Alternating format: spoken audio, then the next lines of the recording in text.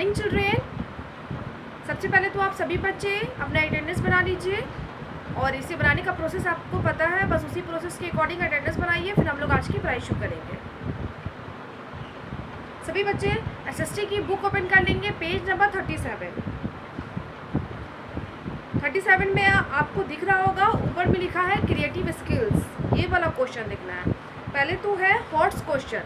Hots question क्या बोल रहा है वो हम समझ लेते हैं। Okay, Sunita's house does not have wire mesh on the windows, so flies and mosquitoes come in easily, है ना। Do you think it is a clean and good house? बोल रहा है, क्वेश्चन कर रहा है, हॉट्स क्वेश्चन है कि इसमें आपको बताना है, थिंक करना है, सोचना है कि क्या ये सही है या गलत। तो सुनीता एक लड़की है जिसका नाम है सुनीता।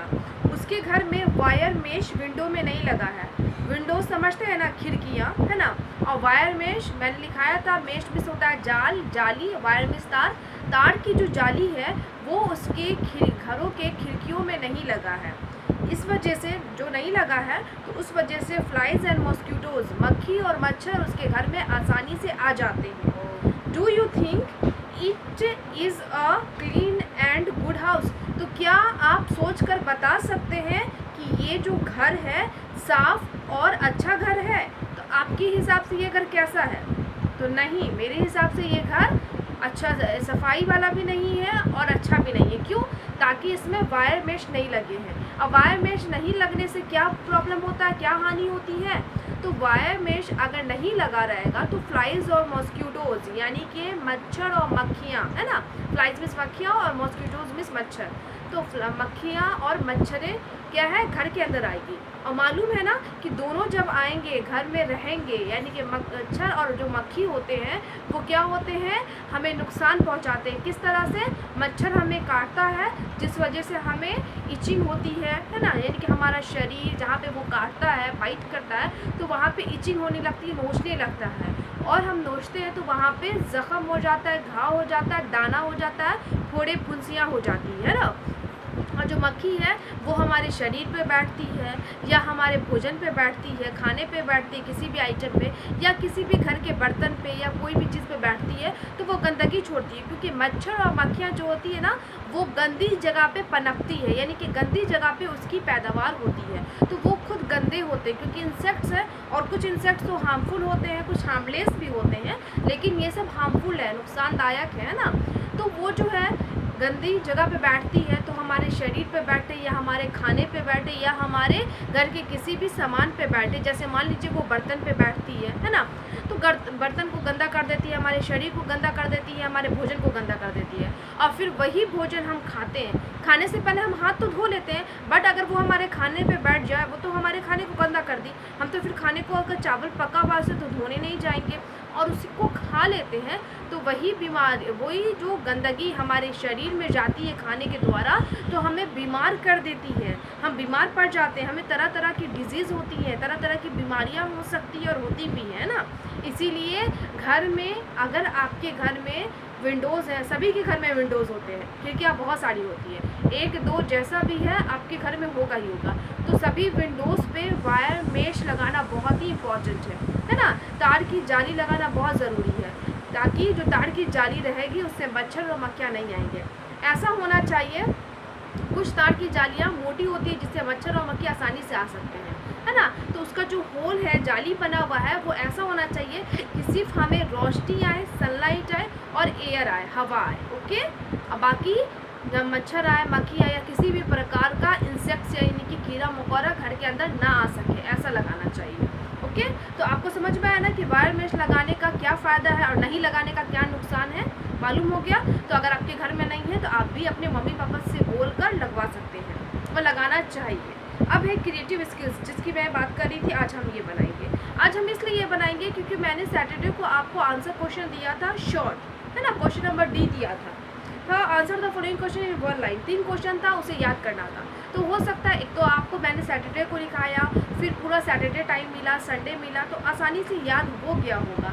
बाय द वे, जिन बच्चों को नहीं याद होगी उसके लिए अच्छा है कि आज हम क्रिएटिव स्किल्स और लाइफ स्किल्स बनाएंगे, तो हमें टाइम मिल जाएगा उसे है ना, रिमेम्बर रिमेंबर करने का, अगेन रिमेंबर करने का, फिर से रिमेंबर करने का। ओके, तो आइए हम ये क्वेश्चन समझते हैं। तो बोला where would you find these thing in your house, write their names under the correct rooms. बोल रहा है ये सारी जो चीज़ है, यानी कि बीच में जो सामान है पिक्चर के साथ उसका नाम भी दिया हुआ है, ये सारे सामान आपको आपके घर में कहाँ कहाँ मिलते हैं, कहाँ कहाँ होते हैं। Right their names under the correct rooms, तो इन सारी चीज़ों का सही रूम के अकॉर्डिंग उनका नाम लिखना है। तो 4 रूम दिए हुए हैं, 1 2 3 4, रूम का पिक्चर बना हुआ है और 1 नंबर बस इतना दिया हुआ है। तो उस रूम के अकॉर्डिंग जो सामान जिस रूम से रिलेटेड है हमें उस रूम में उस सामान को डालना है। तो आइए, तो पहले मैं इसको क्वेश्चन को बोर्ड पे लिखती हूँ। ओके, और जिन बच्चों के पास बुक है वो बुक में बनाएंगे, और जिनके पास बुक नहीं है मैंने तो उन्हें कहा था कि आप लोग बुक परचेज करवा लें। ओके, फिर भी मेरी बात को नज़रअंदाज करके अगर आप बुक नहीं लाएँ तो नोटबुक निकालिए, नोटबुक में लिखिए। लेकिन ये बहुत ही गलत बात है, नोटबुक वाले बच्चे न्यू पेज से लिखेंगे। ओके, अब बुक वाले बच्चे तो बुक ही में लिखेंगे। तो पहले तो आप नोटबुक वाले बच्चे के लिए मैं चैप्टर लिख देती हूँ। चैप्टर 6 है, क्या है हमारा जो क्वेश्चन है, creative skills. Creative skills, creative skill का क्वेश्चन क्या है, where would you find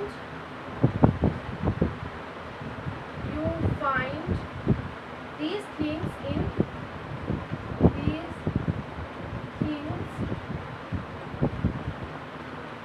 in your house,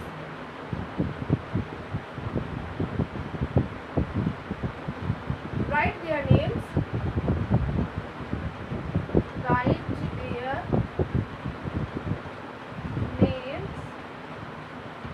under the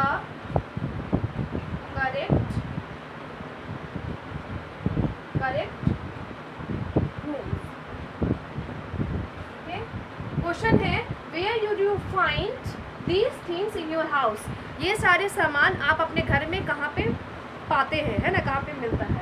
right their names under the correct rooms, तो इन सारी चीज़ों का नाम सही सही रूम के अकॉर्डिंग लिखना है। तो पहले तो क्या क्या सामान का नाम है वो मैं लिख देती हूँ। तो नोटबुक वाले बच्चे के लिए जैसे मैं लिख रही हूँ वो नोट करेंगे, और बुक वाले बच्चे पहले समझेंगे, और जो मैं रूम के नेम के नीचे सारा वो सामान जो उससे रिलेटेड है वो लिखूँगी, तब बुक वाले बच्चे बनाएंगे। ओके, तो पहले क्या क्या है, तो पहले मैं बॉक्स बना लेती हूँ कि जो बोर्ड दिया हुआ है, ताकि ये किनके लिए है, ये नोटबुक वाले बच्चे इसी तरीके से नोट करेंगे। ओके, अब पहला है पेन, PAN पेन, उसके बाद सोफ़ा, उसके बाद अलमीरा, ALMIRAH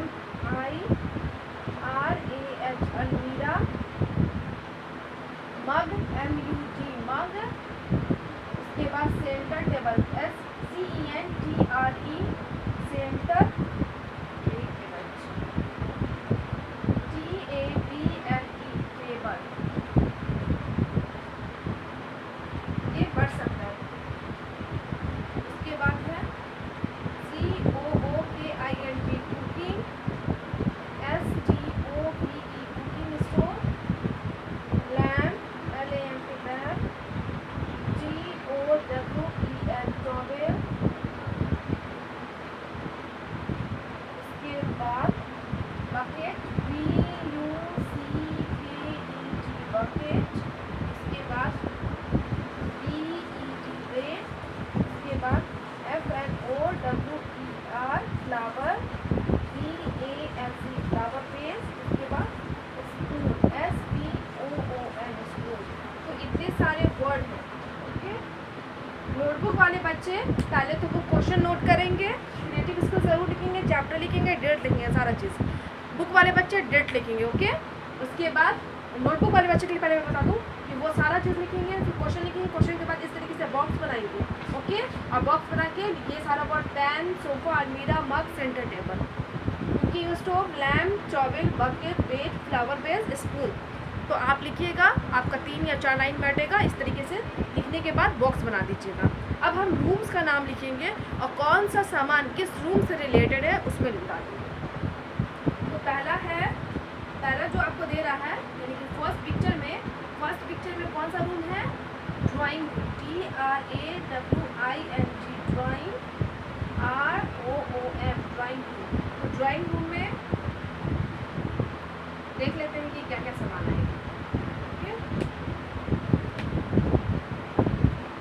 ड्राइंग रूम में देखेंगे क्या क्या सामान है।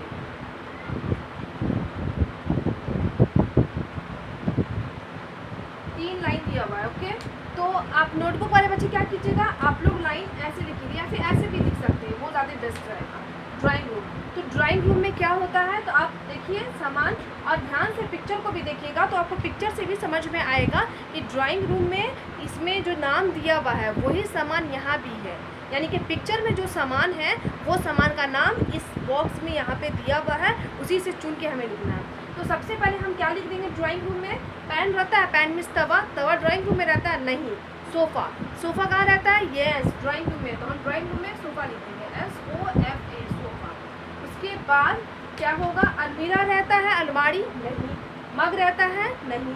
सेंटर टेबल, तो यस सोफ़ा के साथ हमेशा टेबल रहता है, उसे सेंटर टेबल बोलते हैं, CENTRE centre, TABLE centre table इसलिए नाम है ताकि वो सेंटर में रहता है, सोफ़ा लगा रहता है और सोफ़ा के सेंटर में यानी कि बीच में सेंटर टेबल रहता है। उसके बाद क्या है, कुकिंग स्टोव रहता है, नो। लैम्प रहता है, नो। टॉवेल रहता है, नो। बकेट रहता है, नो। वेज रहता है, नो। फ्लावर वेज रहता है, यस। हम क्या लिख देंगे, flower vase, FLOWER flower, VASE flower vase means गुलदस्ता, जिसमें फूलदान बोलते हैं, यानी कि फूल रखा जाता है। तो समझ में आया, ड्राइंग रूम में क्या रहता है, सोफ़ा रहता है, सेंटर टेबल रहता है, फ्लावर वेज रहता है। ये 3 का हम नाम लिख दिए। अब मैं वाइप कर रही हूँ, नेक्स्ट डालूंगी। ओके, तो अब मैं इरेज कर देती हूँ। बुक वाले बच्चे इसी तरीके से आप यहाँ पे क्या कीजिएगा, एक लाइन में आप क्या लिख दीजिएगा, सोफ़ा लिख दीजिएगा, एक में है ना सेंटर टेबल, दूसरे में क्या लिखिएगा, flower vase. First picture complete.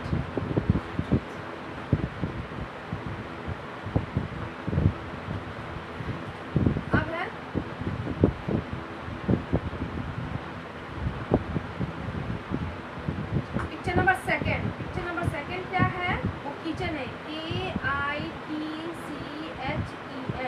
Kitchen में क्या क्या रहता है, किचन में क्या रहता है, तो किचन में हम देखेंगे क्या रहता है। तो आप पिक्चर भी देख के समझ सकते हैं ना, यहाँ पे बुक वाले बच्चे ध्यान से पिक्चर देखें, तो किचन में क्या रहता है, तो यस किचन में पैन, पैन मीन्स तवा, उसके बाद कुकिंग स्टोव, उसके बाद आप ध्यान दीजिए तो क्या रहता है, स्पून।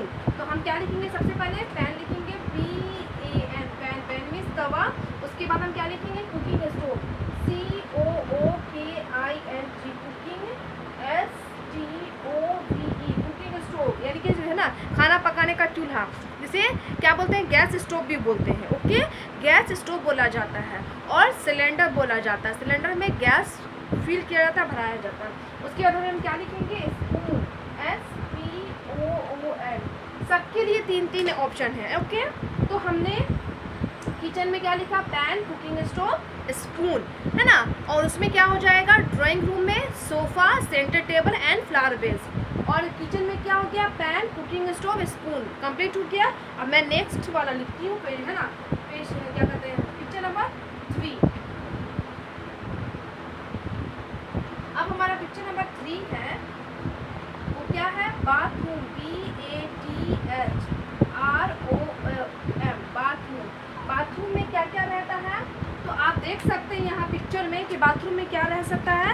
तो यहाँ पे बाथरूम में है, मग है, उसके बाद बकेट, उसके बाद टॉल, है ना।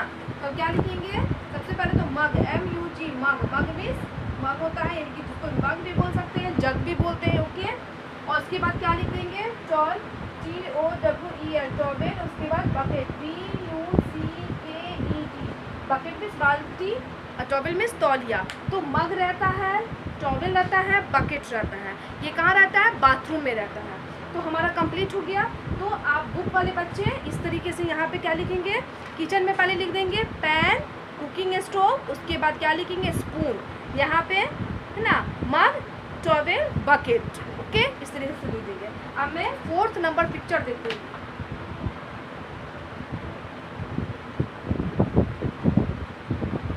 हमारा 4th नंबर पिक्चर क्या है, बेडरूम है ना, बेडरूम, BEDROOM बेडरूम। आप देखेंगे बेडरूम बेडरूम में क्या रहता है। तो बेडरूम में क्या रहता है, तो हम सबसे पहले क्या लिखेंगे, बेडरूम में फर्स्ट में यहाँ अलमीरा है, और यहाँ पे भी आप देख सकते हैं तो बता सकते हैं कितना होता है ना, कौन कौन है। तो अब क्या बचा, अलमीरा है, उसके बाद लैम्प है, बेड है ना। बेडरूम में तो अलमीरा रहता है ना, ALMIRAH अलमीरा। उसके बाद हम क्या लिख देंगे, LAMP लैम्प। उसके बाद बेड, जो कि मोस्ट इम्पॉर्टेंट है, बेडरूम का ही चीज़ है। तो इसी तरीके से आप समझ में आया। जिन बच्चे के पास बुक है मैं एक बार फिर से समझा दूँ कि आप ड्राइंग रूम में क्या लिखेंगे, तो पहले सोफ़ा लिखेंगे, उसके बाद सेंटर टेबल, उसके बाद फ्लावर वेस। किचन में क्या लिखेंगे, पैन, कुकिंग स्टोव, उसके बाद क्या लिखेंगे, स्पून। बाथरूम में क्या लिखेंगे, तो मग, टॉवेल, बकेट। और बेडरूम में क्या लिखेंगे, अलमीरा लिखेंगे, लैम्प लिखेंगे, बेड लिखेंगे। हो गया हमारा कंप्लीट। अब हमने क्या बनाना है, लाइफ स्किल्स बनानी है। तो मैं इसे वाइट कर रही हूँ और इसी तरीके से मैं लाइफ स्किल बनाऊंगी। तो आप सभी बच्चे पहले क्या करेंगे, जो भी बुक नोटबुक वाले बच्चे हैं इसी तरीके से नोट कर लीजिए और इसी तरीके से लिखिए। ओके, मैं इसे वाइट करके अब हम लोग क्या बनाते हैं, तो हम लोग लाइफ स्किल्स बनाते हैं।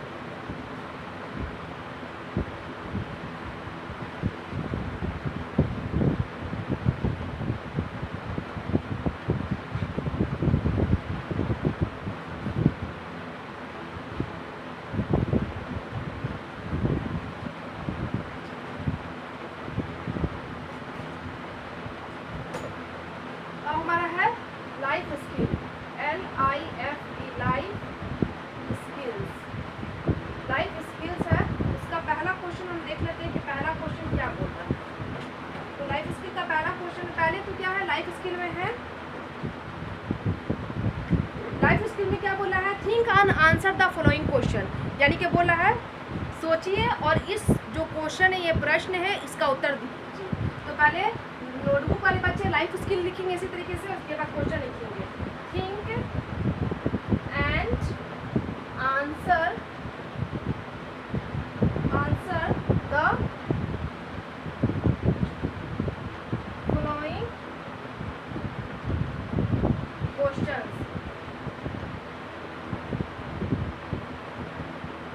ओके, पहला नंबर है,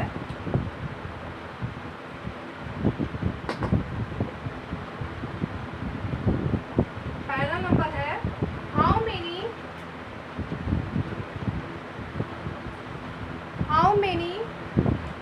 rooms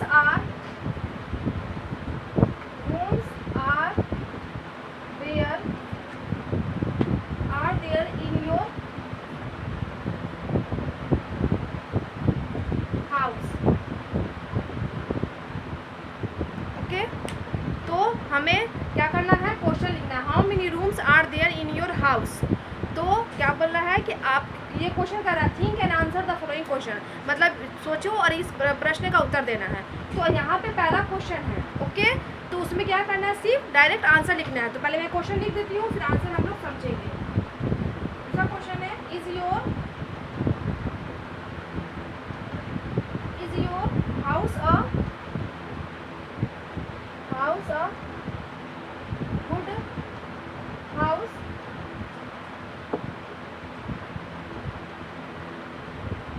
थर्ड है, who keeps your house clean। पहले हम इतना समझ लेते हैं। ओके, क्या क्वेश्चन कर रहा है, think and answer the following questions. How many rooms are there in your house, आपके घर में कितने सारे रूम्स हैं।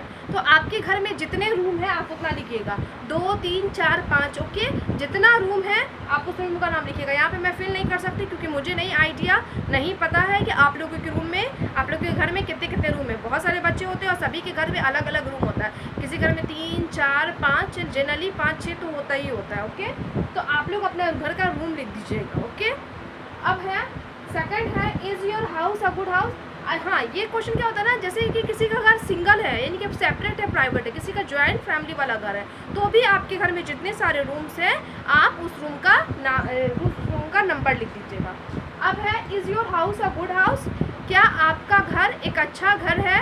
तो आप सोच के बताइएगा। देखिए सभी के लिए सभी का घर अच्छा होता है, बट एक अच्छा घर वो कहलाता है जो नीट एंड क्लीन होता है, ओके, और जिसमें वायर मेश होते हैं। तो क्या आपका घर अच्छा घर है? अगर है तो आप क्या लिखिए? यस। तो हमारा घर साफ सुथरा रहता है तो जाहिर है हमारा घर अच्छा ही होगा। उसके बाद है who keeps your house clean, आपका घर कौन साफ करता है ना, आप लोगों का घर। तो जैसे किसी के घर में नौकर होते हैं तो आप लिख सकते हैं मेड साफ करती है। किसी किसी के घर में नौकर नहीं होते और कौन साफ करता है, तो मम्मी ही सारा काम करती है। तो अगर जो बच्चे मदर लिखना चाहते हैं तो मदर भी लिख सकते हैं, जो बच्चे मेड लिखना चाहते हैं तो मेड, है ना।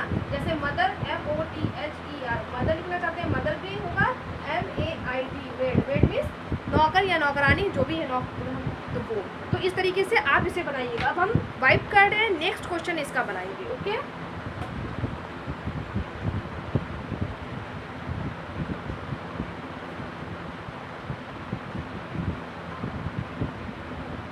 इसके बाद है do all your family members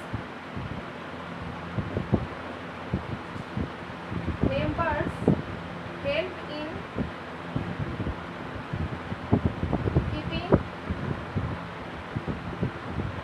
keeping the house clean?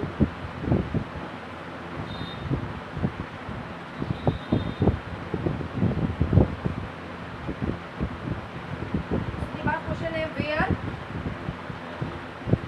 do you eat your meals?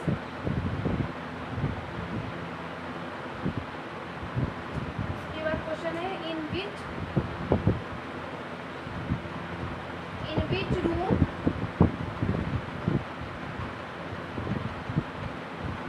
do you sleep?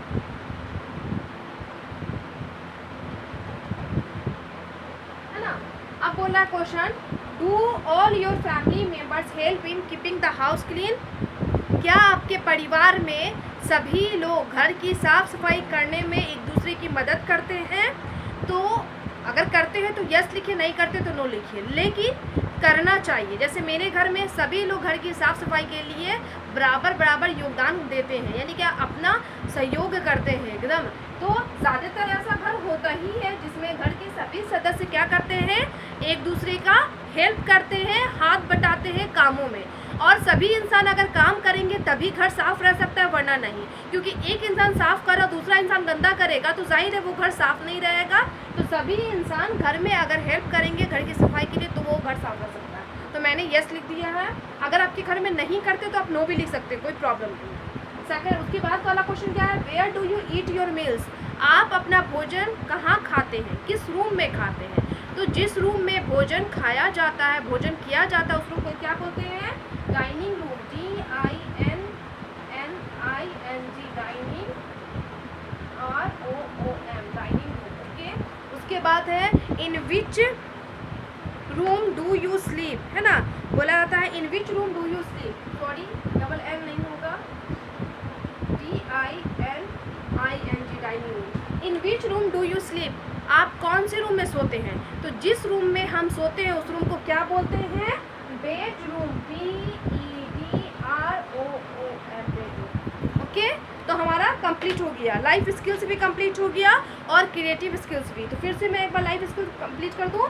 How many rooms are there in your house, आपके घर में कितने रूम हैं? तो जितने भी रूम हैं आप यहाँ पे नंबर डाल दीजिएगा। उसके बाद है बुक वाले बच्चे इधर लिखेंगे, नोटबुक वाले बच्चे इस तरीके से बनाएंगे। उसके बाद is your house a good house, क्या आपका घर एक अच्छा घर है? तो येस, हमारा घर अच्छा घर है। क्यों? ताकि वो साफ सुथरा रहता है। उसके बाद है who keeps your house clean, आपका घर कौन साफ करता है? तो मैंने कहा मदर या मेड, जो भी करती हैं वो लिख दीजिएगा।